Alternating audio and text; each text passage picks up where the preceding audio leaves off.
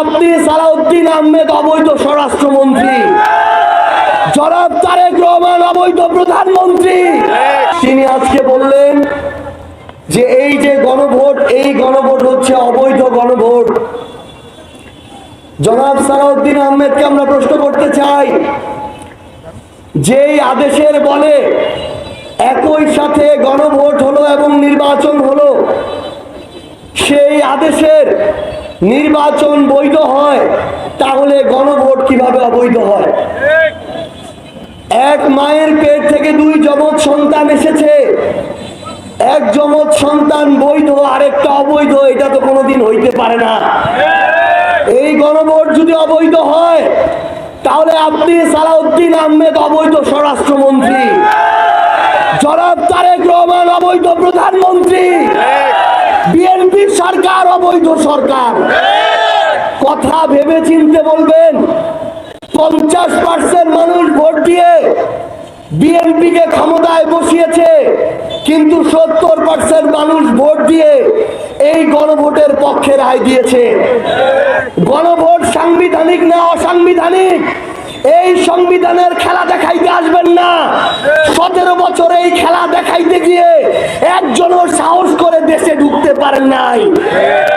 ওই সংবিধানের কথা যদি চিন্তা করি, তাহলে বাংলাদেশে 24-এর অভ্যুত্থানকে আপনি সালাউদ্দিন আহমেদ কোন সংবিধান দিয়ে ব্যাখ্যা করবেন, এটা আমরা একটু জানতে চাই।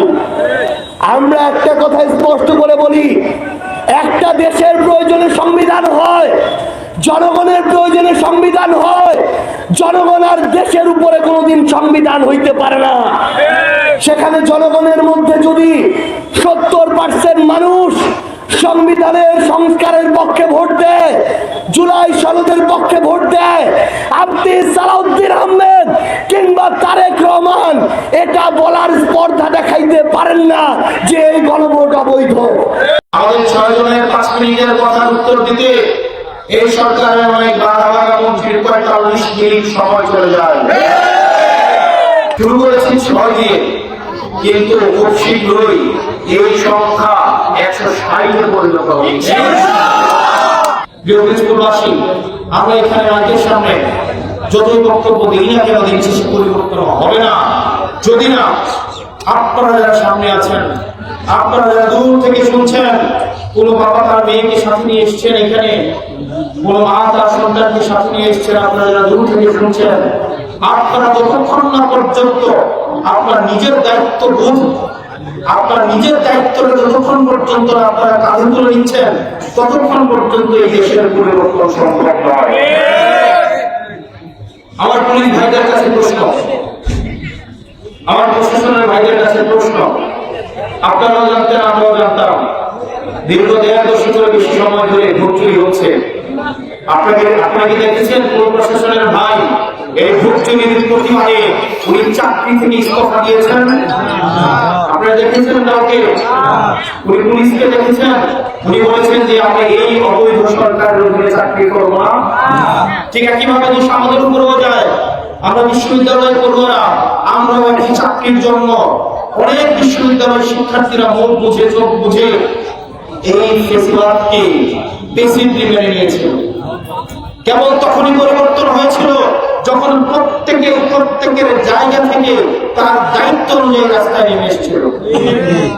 বিরোধীবাসী, আমরা সবে শুরু করেছি। আমাদের রাজনৈতিক দলের বয়স 2025 সালের আমরা 28শে ফেব্রুয়ারিতে আমরা আমাদের রাজনৈতিক দল গঠন করেছি। 2026 সালের 28শে ফেব্রুয়ারি সেটা 1 বছর হয়েছে। আমাদের 2 বছর একটা রাজনৈতিক দল হয় নাই। এই 2 বছরের একটা রাজনৈতিক দলের নেতৃত্বে আরো 6 জন এখন সংসদে গিয়েছে। আপনাদের কাছে কি কোনোভাবেই মনে হয় এই 6 জন আপনাদের এই সংসদে আপনাদের প্রতিনিধিত্ব করতে কোনোভাবেই ব্যর্থ হচ্ছে? বিরোধীবাসী, আমরা কথা দিচ্ছি, অনেকেই বলেন এই 6 জন একটু বাকি 217 জন। আমাদের 6 জনের 5 মিনিটের কথার উত্তর দিতে এই সরকারের অনেক বাঘা মন্ত্রীর 45 মিনিট সময় চলে যায়। আবার বিভিন্ন সময় আমার সময় দেওয়া হয় না। অনেক সময় বিরোধী দল শুরু করেছি 6 দিয়ে, কিন্তু খুব শীঘ্রই এই সংখ্যা 160-এ পরিণত হবে। 160-এ তখনই পরিণত হবে যখন আমার ভাইদের সমর্থন আমাদের থাকবে, যখন আমার বাবারা আমাদের পাশে এসে দাঁড়াবে জুলাইয়ের মতো, যখন ব্যবসায়ীরা বাংলাদেশের পক্ষে থাকবে, যখন এই মিডিয়া ব্যক্তিত্ব ভাইরা যারা নিরলসভাবে পরিশ্রম করে যাচ্ছে। চাঁদাবাজি কার্ড এটা দিব ছাত্র দলকে, একটা কার্ড হবে সন্ত্রাসী কার্ড, এটা দিব আমরা যুব দলকে। যেই মানুষটা হলো কবরে চলে গিয়েছে, পৃথিবীতে তার অস্তিত্ব বিদ্যমান নাই, সেই মানুষটার নামও তারা কৃষি কার্ড বিতরণ করছে। আমাদেরও তাহলে একটা কার্ড চালু করতে হবে। সেই কার্ডের সম্মিলিত নাম দিব আমরা হলো জুলাইয়ের গাদ্দার কার্ড, এটা দিব আমরা যুব দলকে। যেই মানুষগুলা 17 বছর এত নিপীড়িত ছিল, এই মানুষগুলোর সাথে ঐক্যবদ্ধভাবে কাজ করে বাংলাদেশটা আমরা ঠিক করব, সেই জায়গায় এখন আমাদের যে একটা কাজ করতে হবে। সরকার চালু করেছে প্রবাসী কার্ড, কৃষক কার্ড, অসংখ্য কার্ড চালু করেছে, এবং সেই কার্ডগুলো যেই ভিত্তিতে বিতরণ করা হচ্ছে, ভিত্তি একটা ছাত্র দল করতে হবে, যুব দল করতে হবে, বিএনপি করতে হবে। যেই গরিব মানুষ সারাদিন ইনকাম করে 100 টাকা ইনকাম করে, 200 টাকা ইনকাম করে, আমার পকেটের ট্যাক্সের টাকা কেটে নিয়ে যেই মানুষটা গত 1 বছর চাঁদাবাজি করে কোটিপতি হয়েছে, যেই মানুষটা হলো কবরে চলে গিয়েছে, পৃথিবীতে তার অস্তিত্ব বিদ্যমান নাই, সেই মানুষটার নামও তারা কৃষি কার্ড বিতরণ করছে। আমাদেরও তাহলে একটা কার্ড চালু করতে হবে। সেই কার্ডের সম্মিলিত নাম দিব আমরা হলো জুলাইয়ের গাদ্দার কার্ড। এই কার্ডের কয়েকটা শাখা প্রশাখা হবে। একটা কার্ড হবে সন্ত্রাসী কার্ড, এটা দিব আমরা যুব দলকে। একটা দিব টেন্ডারবাজ কার্ড, চাঁদাবাজি কার্ড, এটা দিব ছাত্র দলকে। আমরা আরেকটা কার্ড করব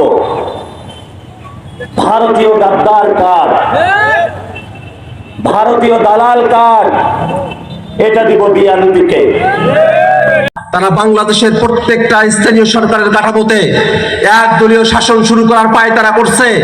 আপনারা খেয়াল করে দেখেন, গোটা বাংলাদেশের যতগুলো জেলা পরিষদ আছে, জেলা পরিষদের প্রশাসক বিএনপির পদধারীরা। সংস্কারের সিদ্ধান্ত ছিল রাজনৈতিক দলগুলোর, সাথে ছিল জনগণের সিদ্ধান্ত। এই সংস্কারের পক্ষে আগে রাজনৈতিক দলগুলো একমত হয়েছে, তাদের একমত হওয়া বিষয়টাকে গণভোটে দেওয়া হয়েছে। সেই গণভোটেও বাংলাদেশের 70% জনগণ তারা হ্যাঁ এর পক্ষে অবস্থান নিয়েছে, সংস্কারের পক্ষে অবস্থান নিয়েছে। কিন্তু দুর্ভাগ্যের বিষয়, সেই সংস্কার বাংলাদেশে তারা বাস্তবায়ন করতে চায় না। তারা সংবিধান সংশোধন কমিটির কথা বলে। আমরা তো সংবিধান সংশোধনের মধ্যে থাকতে চাই নাই, আমরা এই সংবিধানের আমূল পরিবর্তন চাইছি, এই সংবিধানের ভিত্তিমূলে পরিবর্তন চাইছি। এই সংবিধানে ফ্যাসিবাদের যত বীজ রয়েছে সব কিছুকে উৎপাটন করে এই সংবিধানটাকে গণমানুষের সংবিধানে পরিণত করতে চেয়েছি। আমরা কুসুম কুসুম সংশোধনী না, আমরা বিপ্লবী সংস্কারের মধ্য দিয়ে বাংলাদেশ রাষ্ট্রটার আমরা পরিবর্তন চেয়েছি। কিন্তু দুর্ভাগ্যের বিষয়, তারা এই সংস্কারকে তারা মানতে পারে না। যদি তারা সংস্কার মেনে নেয়, তাহলে দেশে একদলীয় শাসন প্রতিষ্ঠা করা সম্ভব হবে না। তারা বাংলাদেশের প্রত্যেকটা স্থানীয় সরকারের কাঠামোতে একদলীয় শাসন শুরু করার পায়তারা করছে। আপনারা খেয়াল করে দেখেন, গোটা বাংলাদেশের যতগুলো জেলা পরিষদ আছে, জেলা পরিষদের প্রশাসক বিএনপির পদধারীরা। বাংলাদেশের সিটি কর্পোরেশনগুলোতে প্রশাসক বিএনপির পদধারীরা। বাংলাদেশের ইউনিয়ন পর্যায়ে তারা বিএনপির পদধারীদেরকে প্রশাসক বানানোর চক্রান্ত করছে। আমরা তো বলি, নির্বাচনের মধ্য দিয়ে, ভোটের মধ্য দিয়ে যে প্রতিনিধি আসার কথা, সেটা সরকারের নির্দেশে বসছে, এটা গণতন্ত্রের নামান্তর হতে পারে না। এটা গণতন্ত্রের সাথে যায় না, এটা একদলীয় ব্যবস্থার সাথে যায়। দুর্ভাগ্য লাগে যে বিএনপি বহুদলীয় গণতন্ত্রের ক্রেডিট নেয় স্থানীয় সরকারে দলীয় প্রতিনিধি বসানোর মধ্য দিয়ে তারা বহুদলীয় গণতন্ত্র থেকে সরে গিয়ে একদলীয় শাসনের দিকে তারা ঝুঁকে পড়েছে। আমরা তাদের কাছে উদাত্ত কণ্ঠে আহ্বান জানাই, এই বাংলাদেশটাকে সবার হতে দেন, এই বাংলাদেশে জনগণদের হতে দেন। এই বাংলাদেশটাকে আর আগের নিয়মে চালানো যাবে না। এই বাংলাদেশটাকে আবু সাইদরা যে লক্ষ্য নিয়ে জীবন দিয়েছিল সেই লক্ষ্যের উপরে বাংলাদেশটাকে প্রতিষ্ঠা করতে হবে, সেই লক্ষ্য নিয়ে বাংলাদেশের শাসন কাঠামো পরিচালনা করতে হবে। ভাইরা আমার, মাগরিবের নামাজের সময় চলে এসেছে, বক্তব্য দীর্ঘায়িত করব না, শুধু এতটুকু বলি 24-এর আগে যে বাংলাদেশ, সেই বাংলাদেশে আমরা ফিরত যেতে চাই না। আমরা এমন একটা বাংলাদেশ চাই যে বাংলাদেশে বাংলাদেশের মানুষেরা দুর্নীতির করাল গ্রাসে আর নিমজ্জিত হবে না, বাংলাদেশে আর লুটপাট করা হবে না, ব্যাংকগুলোকে দখল করা হবে না, বিদেশে টাকা পাচার করা হবে না। বাংলাদেশের গণতান্ত্রিক অধিকার, জনগণের মানবাধিকার মানুষকে বুঝিয়ে দিতে হবে। এমন একটা বাংলাদেশ যেই বাংলাদেশে ধর্ম বর্ণ নির্বিশেষে সকলের অধিকার বুঝে পাবে, এমন একটা বাংলাদেশের আহ্বানই জানাচ্ছে জাতীয় নাগরিক পার্টি এনসিপি।